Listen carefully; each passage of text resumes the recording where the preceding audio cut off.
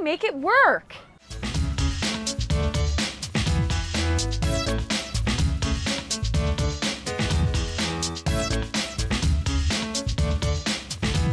You don't say. How do you keep the romance alive? What's the secret to holding down a man? What are the rules when it comes to dating and marriage? These are all questions I'm seeking answers for. Now, I'm kind of ashamed to admit that I'm not the greatest when it comes to relationships. Truth be told, I've never made it past the 2-year mark. So, on this week's episode of You Don't Say, we hit the streets to talk to people about relationships. Hopefully I'll gain some pointers on how to keep and land my dream man, and maybe even get him to pop the question.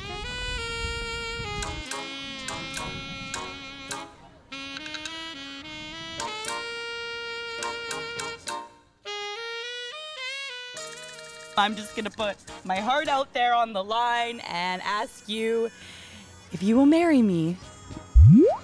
Unfortunately, I can't. I'm very happily married myself. Next time. Will you marry me? You're kind of the strong, silent type, hey? I'll take that as a yes. Will you marry me? No, not really. My girlfriend's right there and she keeps on looking back. Will you and Charlie marry me? I wouldn't say no to that. We're kind of a package deal, so you know. Will you marry me? Sure. Why not? No, I won't, because you just said you were happily divorced or whatever, so I don't know. I guess I have to get to know you first, because you don't know, you could be trouble. Will you marry me? Yeah, sure, let's do it. Okay, can you ask me? What was your name again? Okay, I might be moving a little bit fast. Maybe I should seek some relationship advice from an expert. Healthy relationships take time. And too often what happens with people is that they jump into relationships really quickly. They get together with somebody they don't really know, and they think they know that person, and then they find out later on that they don't. What would you say is the key to making a relationship last? Compromise. Not to get into one. Why do you say that? I don't know. They never really work out. Love making. Definitely making compromises. It's not always about me. Sometimes it's about us. And No, it's always about me. okay, it's about Barb. Sharing, compromising. You have to be able to discuss any problems you have early. And red flags. Got to know the red flags. There's the key. One of the things that people don't pay attention to enough is their gut feeling about somebody. A lot of times what happens is people ignore the red flags that are there. Okay, so what have we learned so far? Relationships are about compromise, compromise, and compromise. So I guess that means you have to pick and choose your battles. But what about that 2-letter dreaded word, X? Coming up next on You Don't Say, we work through the X-Files and confront some tricky relationship issues. You don't say. The only way I can describe it, it was like somebody took a 2x4 and whacked me behind the head. I took one look at her, bang, I was in love with her all over again. And they live happily ever after. But before we finish this fairy tale romance, let's rewind and go back to the very beginning. 1, 2, 3 o'clock, 4 o'clock, rock. Jim and Pam first met in Seattle in 1959. Jim was 17 and visiting from BC. Pam was only 14 and lived with her family in Washington State. We got together, and I had at one point told her that I loved her. He kept telling me that he loved me, and I kept saying, I'm only 15, I'm too young to be in love with anybody. I said, well, don't worry about it, you will. And she did fall for him, eventually. But their long-distance affair only lasted a few years. There was no I-5, there was Highway 99 and Greyhound bus, and you didn't make long-distance calls. It's hard in long distance like that anyway. And then there was a little parting of the ways. So he went his way and I went mine. Fast forward 30 years later to 1991, when Pam decided to give Jim a call while she was visiting Vancouver. Actually, my son answered the phone, and he sounds a lot like me. And he came in the front room with a funny look on his face. He said, "Dad, there's some lady on the phone, says she's an old friend." So I went up and said hello, and I hear this voice saying, "I don't know if you remember me. My name used to be Pamela McPherson, and I lived at 525736 Northeast." And he said, "Remember you? I've been looking for you. Whatever happened to you? Your parents moved and I haven't been able to track you down." so the two of us sat on the phone for about an hour, and she said that she was staying at a hotel in downtown Vancouver. And I immediately on the spot made up a meeting that I had to be at downtown Vancouver, strangely enough, the same morning. So I said, "I'm coming down for a meeting. Why don't I meet you in the hotel? We'll get a cup of coffee." And she said, "Yes." The long-lost lovers united for coffee in '91, and it was like they had been transported back in time. I took one look at her, bang, I was in love with her all over again. He was exactly the same guy. I didn't even see him as he was. At that time, I saw him as he was 30 years before. The pair finally married in 1993, and they now reside in Chilliwack.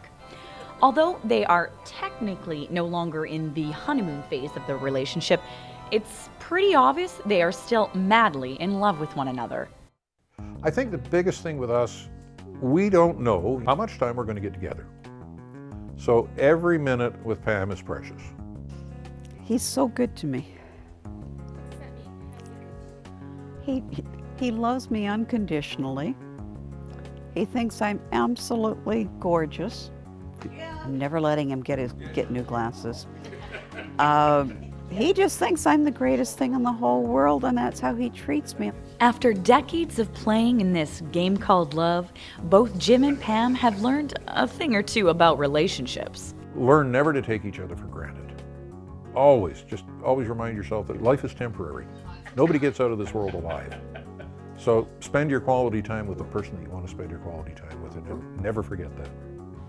You have to like the same things, and you have to be able to laugh at the same things. I think it's important that you've got a lot in common. Whether they're out for a stroll together in the park or simply sitting next to each other on the couch, Jim and Pam are happy just being close to one another. And that is why they were able to live happily ever after.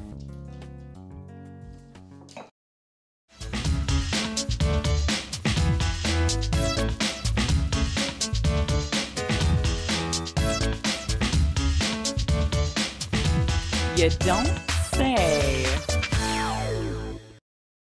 How do you deal with exes, ex-spouses, ex-girlfriends, ex-boyfriends? I mean, do you try to be friends? Do you just don't even open the X files? I mean, how do you navigate those waters? You ride your motorcycle. Stay Yeah. away. Stay away. With the X? Lots of deep breathing. Lots of deep breathing. Deep breathing. I wouldn't dwell too much on exes, if you're with somebody new. Just kind of let it be in the past. And you sort of have to stay in touch with some of the exes especially if you have children. Otherwise, move on. I would say to be very open about your past, what happened, how it happened, and the fact that there's always two sides to every story, right?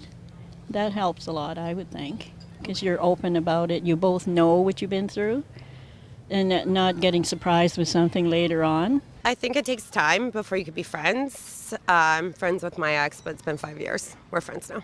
You can't be friends with your ex, because then you're just going to get back together. I really believe you can't be in healthy relationships unless you've learned how to break up with people too. Because otherwise, how do you ever find out what you really want in a relationship? How do you keep the romance alive in a relationship? You've been married for a long time, you have kids. I mean, how do you keep that fire burning? I think each partner has to be committed to doing a little bit of that, because there's going to be times where you don't feel like it. There's going to be times when she doesn't feel like it. Sometimes you're going to have to be the romantic one and do some of the romantic things, and then sometimes she's going to have to do that. And hopefully at some point you meet in the middle. Get rid of the kids. And have some fun. And have fun, a lot of fun. I like to do surprises kind of things. Like I'll tell them I don't know, I'll just surprise them with taking them out places. And I don't I don't find it like spending too much money. I like making my own things. Like instead of taking them to an expensive place, I kind of read up on cooking and I make them something. Activities, pure and simple sports. I find a relationship where I can be really active with the person I'm involved with, so we can go out and do things that are fun. That way we don't get stagnant. We don't kind of find life boring. Go out, do something really exciting, talk about that forever, and when things start to slow down, go do something else. Everyday compliments,